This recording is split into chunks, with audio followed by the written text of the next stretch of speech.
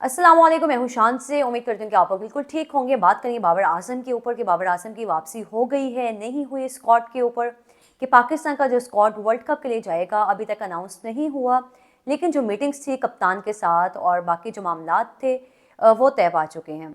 इन सब चीज़ों में बात करेंगे, लेकिन साथ ही जो एक तनाज़ा आजकल बना है इंडिया और बांग्लादेश के दरमियान, उसका फैसला भी आ चुका है। और साथ ही बात करेंगे पाकिस्तान के जो अंदरूनी क्रिकेट के मामलात हैं, कलंदर्स के मुतालिक के जो राना फवाद हैं, समीन राना हैं, आतिफ राना हैं, ये तो खैर इस चीज़ का मुझे आइडिया नहीं था कि वो भाई भी हैं, मतलब सगे भाई हैं। और उनने भी कोई आपस में उनका केस चल रहा था इतने लंबे अरसे से, वो उसका भी फैसला सामने आ गया है। और साथ ही जो पाकिस्तानी प्लेयर्स के साथ फ्रॉड हुआ है, और इन सब चीज़ों पे खैर बात करेंगे। लेकिन सबसे पहले आते हैं जी बाबर आजम वाली बात के ऊपर, कि बाबर आजम के बारे में कहा जा रहा है कि बाबर आजम को बिग बैश लीग से वापस भेज दिया गया है। और एक वहाँ पे कमेंटेटर मौजूद थे, उन साहब का ये कहना था कि मैं अगर होता टीम की मैनेजमेंट में तो मैं बाबर आजम को फाइनल मैच ना खिलाता। बाबर आजम जो है बहुत बड़ा प्लेयर है, बहुत बड़ा नाम है, लेकिन फाइनल के तौर पे और ओपनिंग के तौर पे मैं बाबर आजम को अपनी टीम में ना रखता। आई थिंक इंतहाई गलत बात है कि आप पहले पाकिस्तानी प्लेयर्स के नाम पे इतनी रीच कमा रहे हैं, इतना पैसा कमा रहे हैं, इतने व्यूज़ ले रहे हैं, और उसके बाद जब बाबर आजम ने आई थिंक 193 रन बनाए 10 मैचेस में, जो कि गलत नहीं भी हैं। अगर वो एक दो मैचेस में 50 करें, बाकी मैचेस में परफॉर्म नहीं करे, तो शायद बाकी तमाम प्लेयर्स के साथ ये चलता रहे। अगर आप मैक्सवेल देख लें, रोहित शर्मा देख लें, क्रिकेट में बड़ा सा बड़ा नाम आप देख लें, तो हर प्लेयर का यही टाइम होता है कि लाइक क्रिकेट में कि आप एक दिन 0 पे तो अगले दिन आप 100 पे होंगे। लेकिन आपने इतना पैसा कमा के, इतनी रीच लेके आप इस तरह के स्टेटमेंट दे रहे हैं। और जिस तरह डेविड वार्नर ने जब बैटिंग कर रहे थे, सलमान खान बॉलिंग करवा रहे थे, तो तब उनका ये कहना था कि ये तो 4 साल के बच्चे की तरह बॉल करवा रहे हैं।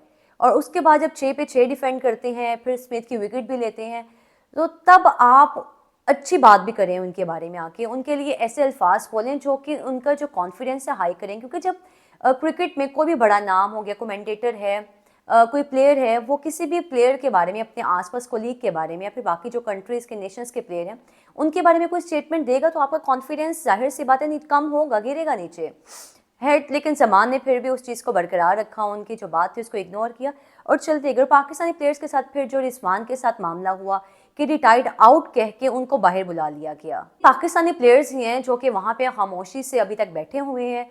और शायद लीग क्रिकेट में, पाकिस्तान सुपर लीग में बहुत से प्लेयर्स आते हैं जी, टीम साइफर्ड आ गए, पोलार्ड आ गए, लेकिन यहाँ पे आगे परफॉर्म नहीं कर पाते।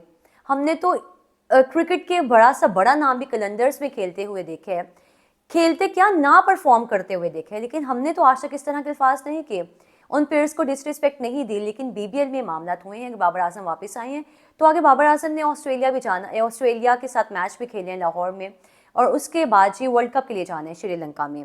तो उसका हरगिज़ ये मतलब नहीं है कि बाबर को वापस भेज दिया गया। अगर बाबर आ गए हैं या नहीं आए तो ये एक अलग ही मामला। लेकिन यहाँ के जो लोग हैं, सहाफ़ी हैं, वो बात करते हैं कि इन प्लेयर्स से तो हमें शर्मिंदा करवाया है, ये हुआ वो हुआ। तो आप जो पाकिस्तान का नाम आसमानों पे बुलंद कर रहे हैं वो भी हमें अंदाज़ा है।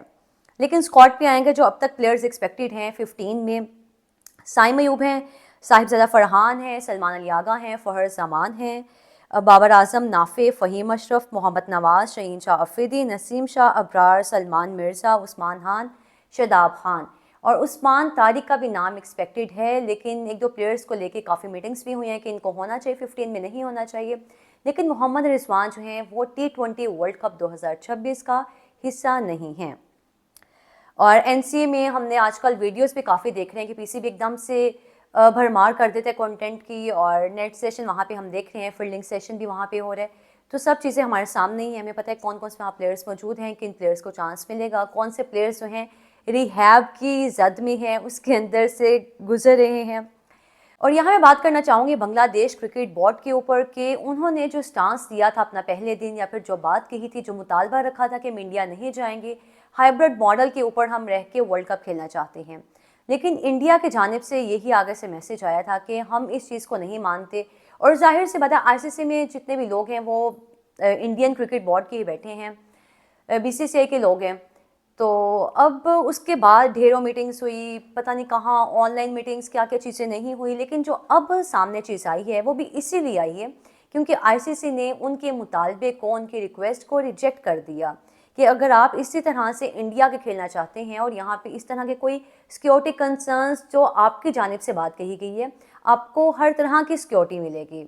भाई आईसीसी वाले किस तरह से इंडिया के, मतलब इंडिया में अगर कोई इनको किसी तरह के सिक्योरिटी कंसर्न्स हैं तो आप किस तरह से बात कर सकते हैं कि नहीं आप वहाँ पे खेलेंगे, आप वहाँ जाएंगे और इस तरह के कोई इश्यूज या फिर इस तरह के आपको जो मामला हैं देखने नहीं पड़ेंगे।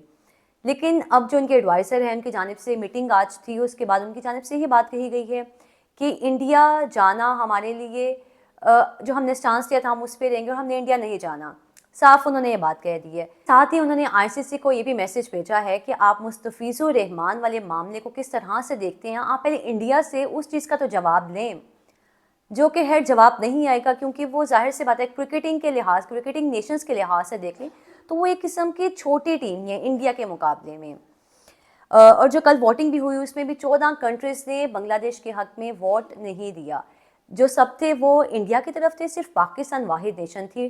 टेस्ट नेशंस में अगर आप बात करें तो उन्होंने पाकिस्तानी वाहिद थी जिसने बांग्लादेश को वोट दिए। और बाकायदा तौर पे शायद मेल भी की और सोशल मीडिया पे कैंपेन भी चलाई गई, ट्रेंड भी चला कि हम बांग्लादेश के साथ हैं। लेकिन जो बांग्लादेश है वो अब वर्ल्ड कप का हिस्सा नहीं है, ये बात तो तय पा चुकी है। अगर मज़ीद आईसीसी जो है वो इंडिया की तरफ ही रहा, इंडिया की हमदर्दी करता रहा। और जो पाकिस्तानी प्लेयर्स के साथ फ्रॉड हुआ है, जो कि सोशल मीडिया पे खबर गर्दिश कर रही है कि जो प्लेयर्स हैं उनके पता नहीं 20-30 करोड़ एक एक प्लेयर के, इंडिविजुअली अगर आप देखें तो एक एक प्लेयर के इतना इतना पैसा गया है। इन तमाम के बारे में कहा जा रहा है कि वो सबसे ज़्यादा पैसा लुटाने वाले इन तमाम प्लेयर्स में, मतलब बाकी सब तो है करंट प्लेयर्स ही हैं, लेकिन इन तमाम वाहिद फॉर्मर प्लेयर हैं जो कि इनके साथ शामिल थे। और शायद ये बात करना मुनासिब है या नहीं करनी चाहिए कि इन तमाम ने पहले इन तमाम प्लेयर्स को साया की अंडर काम करने पे मजबूर किया, और उसके बाद अगर तमाम प्लेयर्स जो हैं किसी चीज़ में इन्वेस्ट कर भी रहे हैं तो आप पैसा कमा रहे हैं, जाहिर सी बात आपका राइट है कि आप बिज़नेस भी करें। लेकिन फिर इंजमाम, मतलब हर जगह ये यंग प्लेयर्स के साथ, करंट प्लेयर्स के साथ इंजमाम ऐसे ही वो हर जगह पे हैं, तो यहाँ से आप अंदाज़ा लगा सकते हैं कि इनका लीडर कौन है। और चले खैर, हम तो चाहते हैं कि अगर वो इन चीज़ों में, इन मुश्किलात में फंसे हुए हैं तो उनके लिए कुछ बेहतर ही हो। अलबत्ता आखिर में बात करेंगे राना फवाद के ऊपर कि उनकी वापसी हो गई है। एक केस चल रहा था उनका समीन राना और आतिफ राना के साथ, जिसमें वो जीत गए हैं और शायद वापस कलंदर्स को ज्वाइन करेंगे। लेकिन काफ़ी लोग जो है इस चीज़ से बातें कर रहे हैं मीडिया पे और केस के ऊपर बाकायदा तौर पे इतनी डिटेल में जा रहे हैं, और शायद आगे से अच्छा वो लोग ये भी कह रहे हैं कि हम पर्सनल चीज़ों में नहीं जाते। भाई वो सगे भाई हैं, नहीं हैं, कज़न्स हैं, इनके क्या आपस में मामलात हैं, जीत गए हैं। कोई उनकी कतर में कंपनी थी जिसके नाम पे कलंदर्स थी, या फिर पाकिस्तान में बाद में कंपनी बनाई गई और सब मामलात हुए।